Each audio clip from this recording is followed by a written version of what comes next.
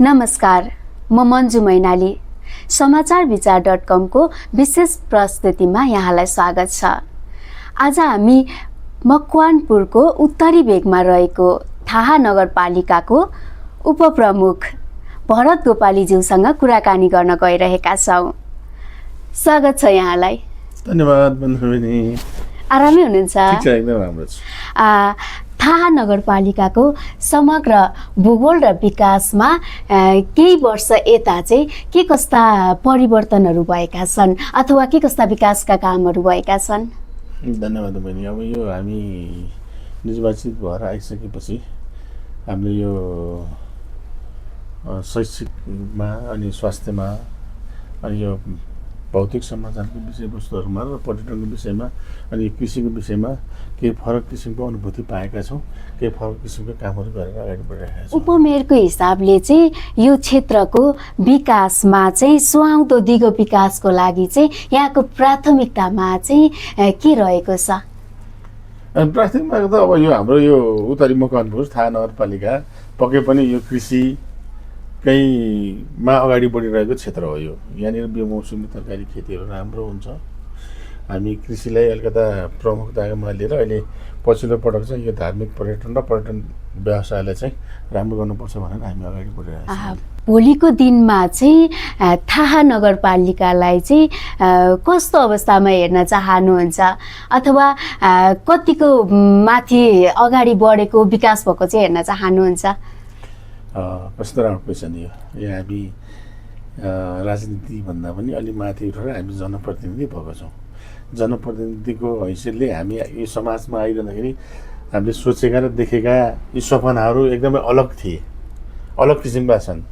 र हामीले यो फेरि कस्तो छ भने काठमाडौँ र अनि हेटौँडाको बिचमा हाम्रो यो अवस्थित थाहा नगरपालिका जुन हामीले सोचे अनुरूप विकास हुनुपर्थ्यो, समृद्धि हुनुपर्थ्यो, त्यो समृद्धिको लागि अगाडि बढ्न अलिक सकिरहेको छैन। तर हामीले जुन एउटा कल्पना गरेका छौँ, अब यो थाहा नगरपालिकाले चाहिँ अलिक फरक किसिमले आफ्नो पहिचान बनाएर अगाडि बढ्नुपर्छ। हामीले यो कृषिको क्षेत्रमा, स्वास्थ्यको क्षेत्रमा, पर्यटनको क्षेत्रमा र शिक्षाको क्षेत्रमा पनि अलिक फरक किसिमले अगाडि बढेर हामीले हाम्रो छुट्टै पहिचानका साथ अगाडि बढ्नुपर्छ भनेर हामीले ठोस कामहरू गरेर अगाडि बढिरहेका छौँ। पर्यटन क्षेत्रमा पनि हामीले एउटा ठोस काम गर्ने भनेर एउटा अवधारणाहरू तयार गरेका छौँ भने स्वास्थ्य क्षेत्रमा त हामी अब मकवानपुरको अब सम्मानित भएको पालिकाभित्रै पर्छ। शिक्षामा चाहिँ त्यति सोचेको जति अगाडि बढ्न सकिरहेको छैन। अब त्यसलाई पनि सहकारी गरेर अगाडि बढ्न पनि आवश्यकता देखिरहेको छ। शिक्षामा अगाडि बढ्न सकिएको अवस्था अलि छैन भन्नुभयो यहाँले।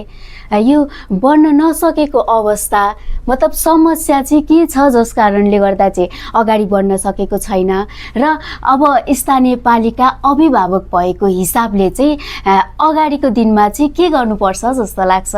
पक्कै पनि यो चाहिँ के छ भने राष्ट्रिय स्तरको इस्यु छ यो शिक्षामा। शिक्षामा अलिक बढी राजनीति भइरहेको छ। देशले शिक्षा क्षेत्रमा यति धेरै लगानी गरेको छ। सरस्वती हेर्दाखेरि यो हामीले लगानी गरेको पैसा कतै बालुवामा पानीको हालेर त्यो खेर गइरहेको त होइन भने कता कता सोच्नुपर्छ। त्यो भनिरहँदाखेरि पनि सबै खेर चाहिँ गएको छैन।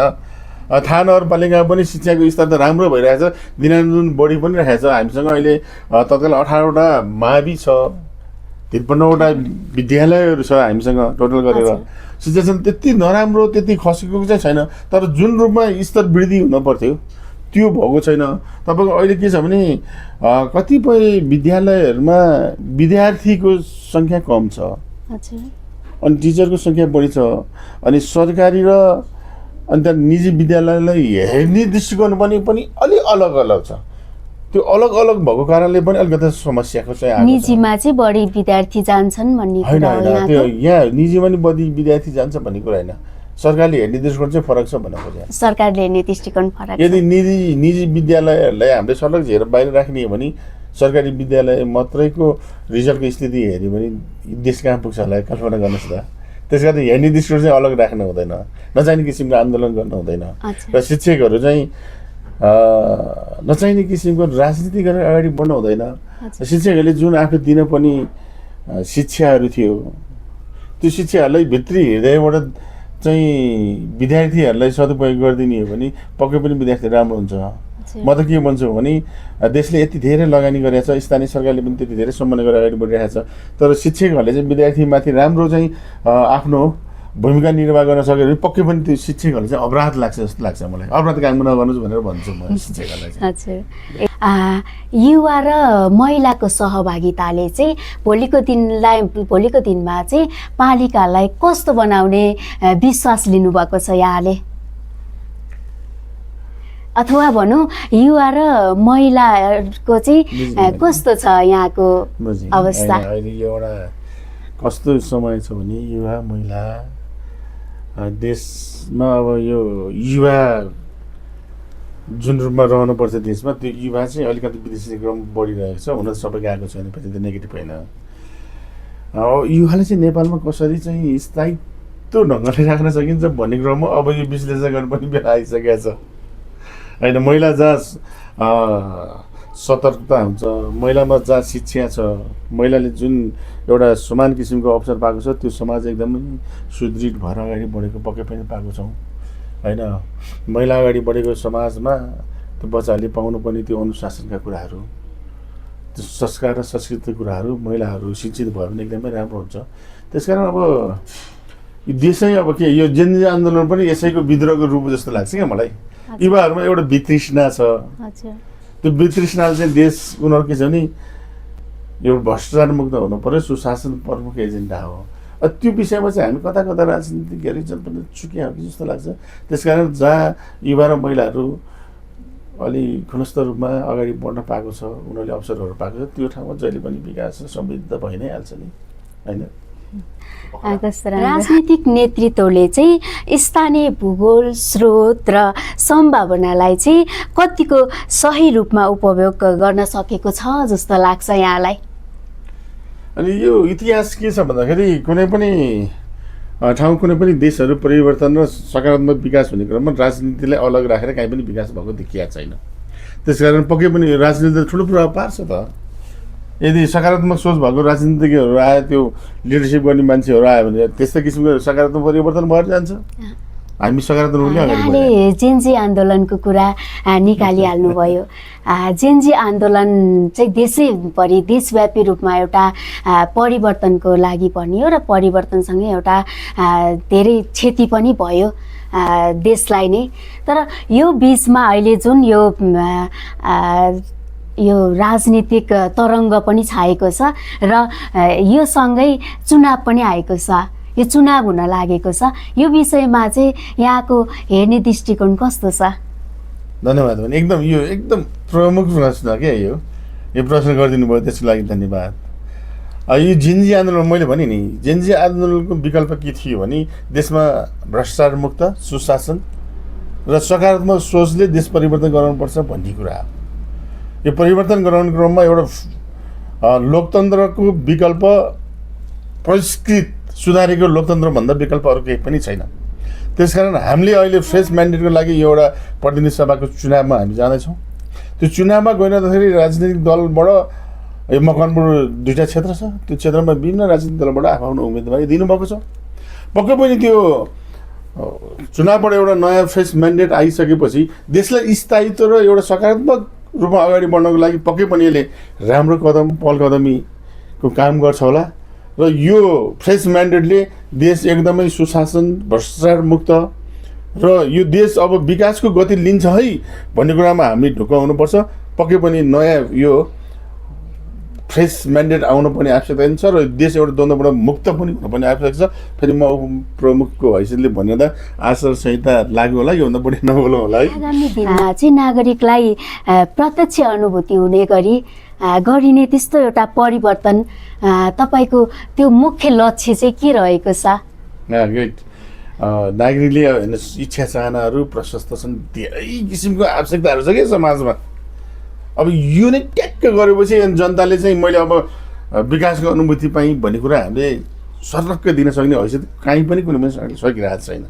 अहिले पछिल्लो पटक चाहिँ हामीले यो किसानहरूको लागि चाहिँ अब यो अनुदानको कुराहरू, अनि अब यो मल्चिङका कुराहरू लगायतका किसानलाई अगाडि बढाउनुपर्छ भनेर हामी अगाडि बढेका छौँ। र सँगसँगै अहिले पछिल्लो पटक चाहिँ हामीले यो थाहा नगरपालिकामा चाहिँ आरोग्य थाहा नगर निर्माणका लागि धार्मिक पर्यटनको माध्यमबाट हामीले गर्न सक्छौँ भनेर हामीले अहिले मोक्षधाम निर्माणको लागि अगाडि बढिरहेका छौँ, जसले चाहिँ धार्मिक पर्यटन अलिक बढी मात्रामा ल्याउन सक्यो भने केही परिवर्तन विकासका अनुभूतिहरू जनताले लिन सक्छन् भन्ने किसिमले त्यहाँनिर वैदिक सनातन इतिहास र ऐतिहासिक प्रमाणका साथ हामीले त्यो एउटा अध्ययन गरेका छौँ, खोजेका छौँ। त्यो प्रमाणका साथ हामीले एउटा मोक्षधाम बनाउँदैछौँ। त्यो मोक्षधाम अहिले योभन्दा अगाडिकै सरहरू हाम्रा जनप्रतिनिधिले देख्नुभएका एउटा सपना 108 सङ्घको धारा राख्ने एउटा संरचना के बनाएको थियो। अब हामीले त्यसलाई पूर्ण रूप दिएर एक व्यक्ति एउटा धाराको परिकल्पना साथ हामीले अब काम सुरु गरिसकेका छौँ। केही समयमै यो सम्पन्न हुन्छ र त्यो सँगसँगै रहेको अब त्यो भद्रतीर्थ, पाण्डुकेश्वर, त्रिवेणी र शङ्खमूललाई समेटेर त्यसको एउटै स्वरूपमा हामीले मोक्षधामको एउटा परिकल्पना गरेका छौँ। त्यो परिकल्पना अनुसार हामीले अगाडि बढ्न सक्यौँ भने पक्कै पनि धार्मिक पर्यटनमा एउटा राम्रो नै एउटा छलाङ मार्छ भनेर हामी अगाडि बढिरहेका छौँ। त्यसकारण सबैको सहकारी सद्भाव, सद्बुद्धि र सकारात्मक सन्देशहरू आउँछ भन्ने आशा लिएका छौँ। म थोरै व्यक्तिगत जीवनपट्टि गएँ। यहाँको अब 1 वर्ष मात्र कार्यकाल छ र यहाँ एउटा सफल व्यवसायी पनि हुनुहुन्छ। यो हिसाबमा चाहिँ 84 पछिको यहाँको योजना चाहिँ के छ? धन्यवाद। यो सफल व्यवसायी भइरहँदाखेरि यो उपबन्ध भइसकेपछि असफल व्यवसायीको लागि पनि डर भइसक्यो कि अहिले गाह्रो हुँदो रहेछ। कुनै हामी जतिको मान्छे आइसकेपछि योभन्दा पहिला नै मैले राखेको थिएँ आफ्नो कुराहरू। परिवर्तनको पक्षमा चाहिँ वकालत गरेर नि आफू नै त्यो नचाहिने विषयवस्तु र भ्रष्टाचारमा अलमलिने त्यो गर्ने हो भने हामीलाई अपराध लाग्छ भनेर मैले पहिला नि व्यक्त गरिसकेको कुरा हो। त्यसकारण यो हामीले मात्रै चाहिँ अब कति गाली खाइराख्ने, अब आउने अन्य साथीहरूलाई पनि चान्स दिनुपर्छ भन्ने चाहिँ लागिरहेको छ मलाई वास्तवमा भन्ने हो भने। हजुर, हुन्छ, धन्यवाद। अन्त्यमा के भन्न चाहनुहुन्छ? सम्पूर्णमा मैले एकदमै नमस्कार गरेँ। एकदमै मैले चाहिँ थाहा नगरपालिकाका जनजनलाई चाहिँ म के भन्छु भने समाज, राष्ट्र, देशले परिवर्तन खोजेको छ। परिवर्तन खोजेको छ भन्दैमा हामी अराजक किसिमले अगाडि बढेर अराजक र असहिष्णुता र व्यतिथिहरूलाई चाहिँ हामीले संस्कारको रूपमा चाहिँ अब बसालेर अगाडि कतै बढ्दै त छैनौँ। यो अराजक किसिम मैले राजनीतिक कुरा गरेको छैन, पनि हामीमा यो संस्कारको छ भने नेगेटिभ मात्रै थटको अहिले एउटा संस्कार बसेर अगाडि बढ्ला कि भन्ने डर भइसक्यो। हामी जुन शिक्षा क्षेत्रमा हामीले पढाउनु पर्ने त्यो संस्कृतका कुरा अनि सामाजिक शिक्षाका कुरा, नैतिक शिक्षाका कुराहरू थियो, हामीले सर्लक्कै बिर्सिएर खोइ हामी कहाँ कुन दुनियाँमा जान लाग्यो थाहा भएन। त्यसैले हामीभित्र भएका हाम्रो मौलिकपन, हामीभित्र भएका धर्म, संस्कृति, संस्कारलाई नबिर्सिकन कृपया तपाईँहरूको एकदमै सकारात्मक किसिमको सन्देश, सकारात्मक किसिमको हामीले दिने एउटा तपाईँहरूले दिने यो फिडब्याकहरू दिनुभयो भने हामी सच्चै अगाडि बढ्न सक्छौँ। हामीले जानेर अन्याय गरेका छौँ, हामी अन्याय गर्छौँ। जहिले पनि हामी सकारात्मकमा तपाईँहरूकै पक्षमा हामी रहन्छौँ र यो थाहा नगर विकास भयो भने तपाईँ हामीले नै एउटा इज्जतका साथ शिर ठाडो गरेर हामी मकवानपुर जिल्लाको उत्तरी मकवानपुरमा रहेका यो रूपचन्द्र विष्टबाट प्रतिवादी भएका एउटा दार्शनिक शब्दले जुन थाहा नगरपालिका भनेर नाम राखेका छौँ, त्यो थाहा नगरपालिकाको व्यक्ति हुँ भनेर हामी उच्च शिर राखेर समाज भिन्न सक्ने वातावरण बनाउनको लागि तपाईँ हामी सबैको सहकारी हुनुपर्छ भन्ने कुरा राख्न चाहन्छु। धन्यवाद। यहाँको अमूल्य समय दिनुभएको लागि यहाँलाई धन्यवाद। मन्जु बहिनी, मैले पनि धेरै धेरै धन्यवाद दिनुपर्छ। तपाईँले जुन मेरो एउटा केही भनाइहरू समाज विषय राख्ने मौका दिनुभयो, एकदम कृतज्ञ छु। आभार, धन्यवाद। धन्यवाद।